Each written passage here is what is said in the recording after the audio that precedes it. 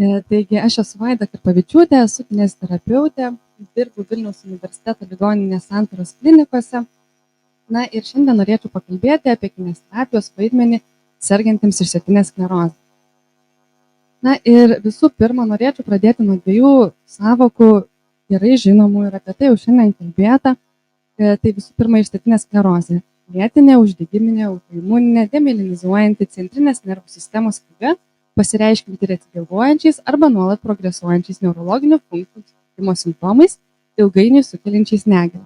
Na, o kineziterapija tai yra sveikatos ir fizinės būklės grąžinimas, palaikymas, negalios kompensavimas, gydant judesiu ir fizikiniais veiksniais. Na ir šias dvi sąvokas sudėjau vieną šalia kitos kartu, nes jos tikrai turi tiesioginį ryšį ir paveikslas iliustruojantis esantis tarp jų, būtent iliustruoja tą kineziterapijos svarbą žmonėms sergantiems išsėtinę sklerozę. Ir tai yra įmanoma, kas yra pavaizduota ir turime tam pavyzdžių. Na ir keli faktai, tai remiantis Tarptautinės išsėtinės sklerozės asociacijos pateikiamais duomenimis, pasaulyje yra apie 2,8 milijonų žmonių gyvenančių su šia liga. Kasdien apie 300 žmonių visame pasaulyje diagnozuojama išsėtinė sklerozė, tai yra maždaug kas 5 minutes. Na ir Europoje yra didžiausias išsėtinės sklerozės paplitimo lygis iš visų pasaulio sveikatos organizacijos regionų. Tai yra maždaug 133 atvejai 100 tūkstančių žmonių. Na ir dažniausiai išsėtinės sklerozės forma yra recidyvuojanti, remituojanti išsėtinė sklerozė. Jie serga apie 85% visų sergančių išsėtinę sklerozę. Na ir išsėtinės sklerozės pagrindiniai simptomai, su kuriais bus vėliau apie ką ir kalbėsiu, tiesiogiai susiję kineziterapijos tikslai.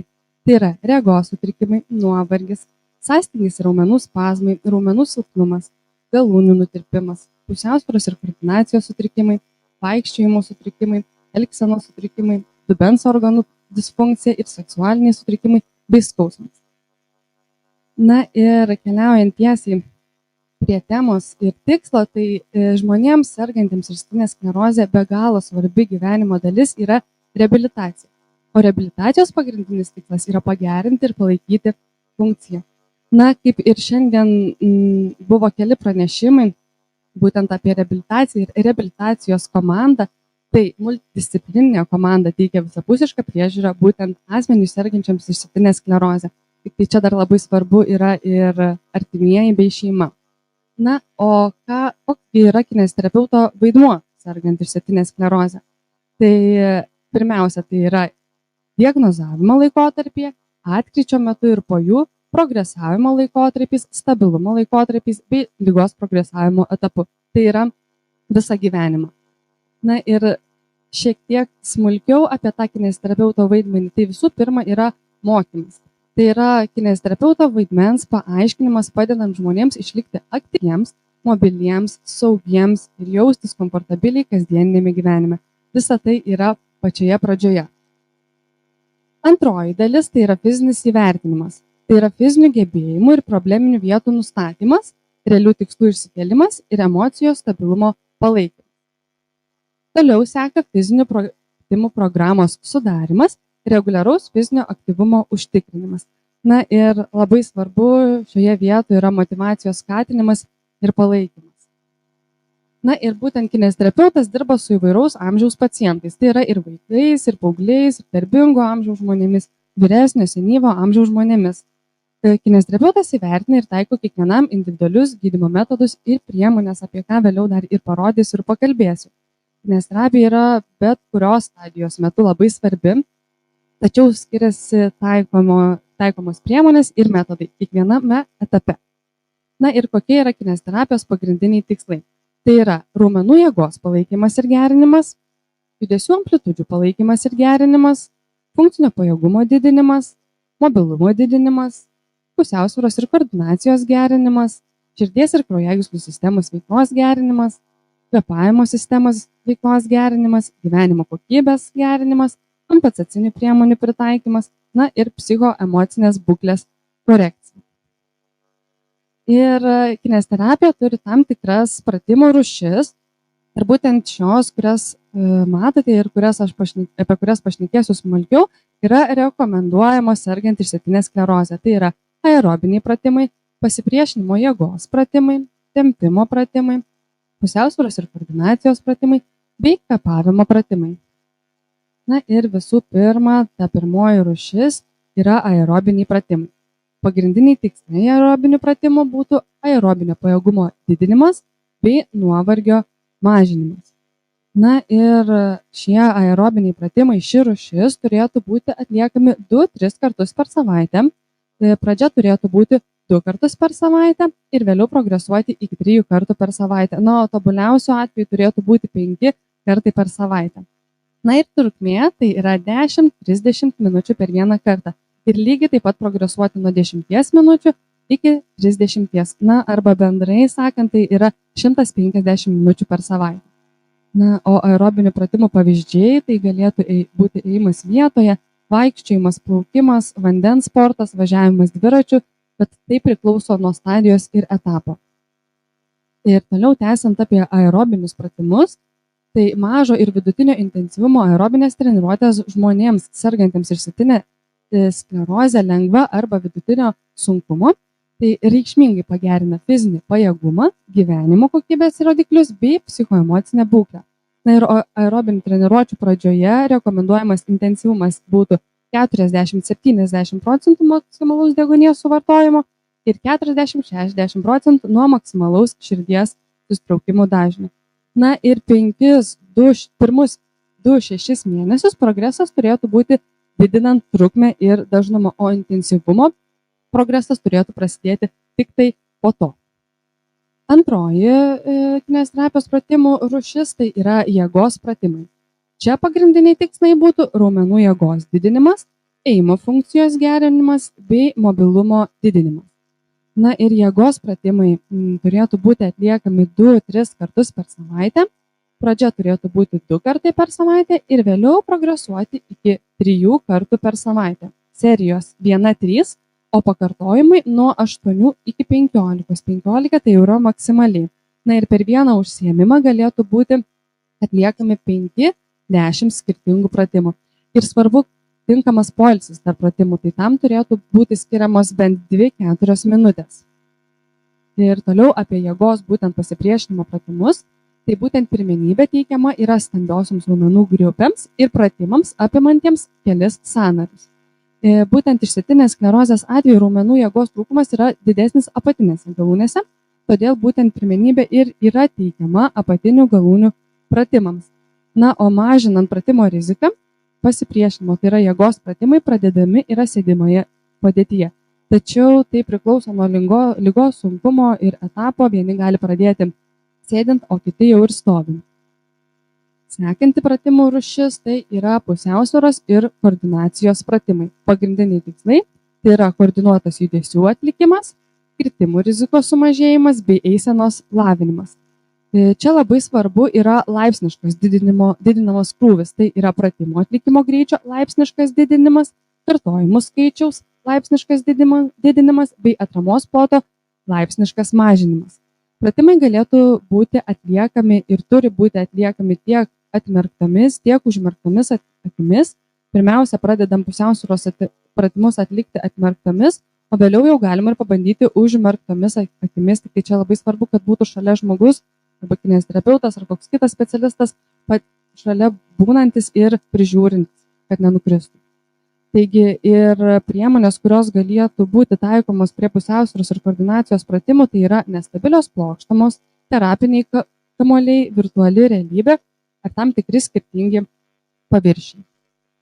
Ir taip pat prie pusiausvyros ir koordinacijos pratimų, tai būtent pusiausvyros neišlaikymas yra vienas iš pagrindinių griuvimų bei kritimo rizikos faktorių ir padidėjusios kritimo baimės rizikos atsiradimui. Na ir sergant išsėtinę sklerozę, šlaunikaulių kaulų lūžio rizika padidėja 4 kartus, lyginant su to paties amžiaus sveikais žmonėms. Na, o pusiausvyros sutrikimai pasireiškia sumažėjusių gebėjimų išlaikyti stabilumą bei atidėtų atsakų į laikysenos pasikeitimą. Ir moksliškai pagrįsta ir įrodyta, kad didžiausią efektyvumą turi kombinuoti pusiausvyros pratimai, integruoti kartu su aerobiniais ir pasipriešinimo pratimais. Tai reiškia, viskas atliekama kartu. Na ir sekanti kineziterapijos pratimų rūšis, tai yra tempimo pratimai. Tai jų pagrindiniai tikslai būtų judesių amplitudės didinimas, raumenų spazmų mažinimas bei skausmo mažinimas. Tai čia kalbama yra apie kontraktūras esamas arba būsimas. Na ir tempimo pratimai turėtų būti atliekami kiekvieną dieną bent po 10-15 minučių. Tempimo pratimai turėtų būti atliekami iki komforto diapazono pabaigos ir ten išlaikoma 20-60 sekundžių. Bet tai yra labai individualu, kaip kiekvienas asmo gali išlaikyti. Tempimo pratimai turėtų būti atliekami ir prieš, ir po treniruotės ir turi apimti apatinių ir viršutinių galūnių raumenis. Na ir šiek tiek konkrečiau kalbant, tai pagrindinės raumenų grupės tempimo pratimams būtų kaklo tiesėjai, pečių juostos raumenys, priekinės šlaunies dalies raumenys, vidinės šlaunies dalies raumenys bei plantariniai lenkėjai. Na, o balistinis tempimas šitoje vietoje yra nerekomenduojamas būtent dėl traumų rizikos. Ir tempimo pratimai turėtų būti atliekami, kaip ir minėjau, kiekvieną dieną. Tačiau jeigu specifinė problema yra sąstingis ar raumenų spazmai, galėtų būti atliekami ir dažniau. Tai reiškia, kad ir 2 kartus per dieną, jeigu tai yra poreikis. Bet tai irgi lygiai taip pat yra individualu. Na ir kvėpavimo pratimai. Tai pagrindiniai tikslai būtų tolerancijos fiziniam krūviui didinimas, nuovargio mažinimas bei psichoemocinės būklės korekcija. Ir kvėpavimo pratimai turėtų būti atliekami kasdien. Jie galėtų būti atliekami atskirai arba derinami su kitais pratimais. Ir taip pat gali būti atliekami naudojant tam skirtus kvėpavimo prietaisus, tai yra teigiamam slėgiui iškvėpimo metu. Ir būtent dėl to didėja kvėpavimo raumenų jėga. Na ir dabar šiek tiek bendriau apibendrinant apie mano papasakotas kineziterapijos pratimų rūšis, tai būtent 75% sergančiųjų išsėtinę sklerozę turi eisenos sutrikimų. Motoriniai sutrikimai dažniausiai atsiranda apatinėse galūnėse ir būtent dėl to ir sutrinka eisena. Ir kaip pasireiškia eisenos sutrikimai? Tai yra sumažėjusių žingsnių ilgių, eisenos ritmo sutrikimais, sulėtėjusią eiseną bei pailgėjusią atramos faze.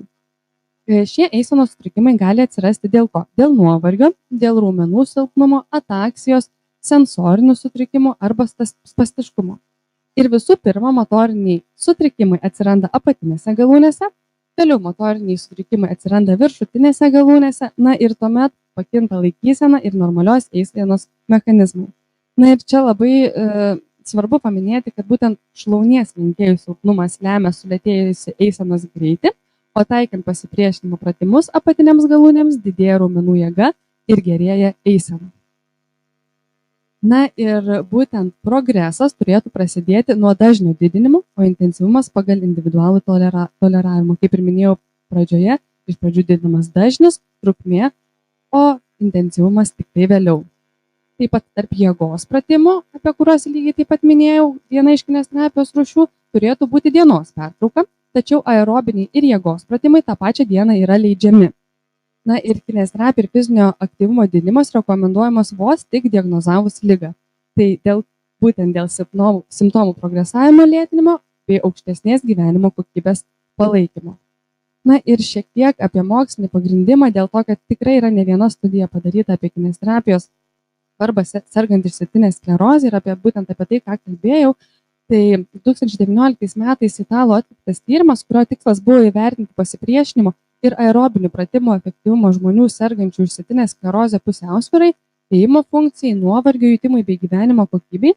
Buvo išskirtos 2 grupės, tai yra pirmoji grupė, kur pasipriešinimo pratimai buvo taikomi kartu su aerobiniais pratimais, tai yra kombinuoti. Na ir sekanti grupė buvo bazinė kineziterapija. Tyrimas buvo atliekamas 12 savaičių, iš viso 24 užsiėmimai po 2 kartus per savaitę ir po 1 valandą. Na ir tyrimo rezultatai patvirtina teigiamą fizinio aktyvumo poveikį pacientams sergantiems išsėtinę sklerozę. Ir statistiškai reikšmingai geresnis funkcinių ir psichologinių rezultatų pagerėjimas taikant jėgos ir aerobinių pratimų derinimo naudojimą. Taigi pratimai turėtų būti derinami kartu, kombinuotai. Sekantis mokslinis tyrimas, tai kurio tikslas buvo išanalizuoti 10 savaičių trukmės liemens stabilumo pratimų poveikį moterų sergančių išsėtinę sklerozę pusiausvyrai ir koordinacijai. Tai pratimai buvo derinami lygiai taip pat kartu ir pusiausvyros pratimai bei jėgos pratimai. Tai imties dydis buvo 69 tiriamieji, na ir statiniai ir dinaminiai pusiausvyrai buvo taikyta bioteks pusiausvyros sistema, o liemens raumenų funkcijai tai yra ištvermės ir izometrinių raumenų jėgos testavimas. Na ir šio tyrimo rezultatai lygiai taip pat parodė statistiškai reikšmingą rezultatų pagerėjimą, tai būtent liemens raumenų jėgos, statinės ir dinaminės pusiausvyros. Na ir paskutinis mokslinis tyrimas, tai buvo sisteminė literatūros apžvalga. Jos tikslas buvo įvertinti kvėpavimo pratimo efektyvumą kvėpavimo funkcijai ir fiziniam pajėgumui žmonėms sergantiems išsėtinę sklerozę. Tai dar viena pratimų rūšis. Tai šią sisteminę literatūros apžvalgą sudarė 9 moksliniai tyrimai ir iš viso buvo 194 tiriamieji. Na ir lygiai taip pat šio trečio tyrimo rezultatai rodo statistiškai reikšmingą rezultatų pagerėjimą kvėpavimo raumenų darbui, tai yra kvėpavimo raumenų jėgai bei funkciniam pajėgumui. Na ir šį pranešimą apie kineziterapiją sergant išsėtinę sklerozę, apie reabilitacijos svarbą bei apie fizinę aktyvumą visų mūsų gyvenime noriu užbaigti Kinijos filosofo mintimi, tai 1000 mylių kelionė prasideda mažu žingsneliu.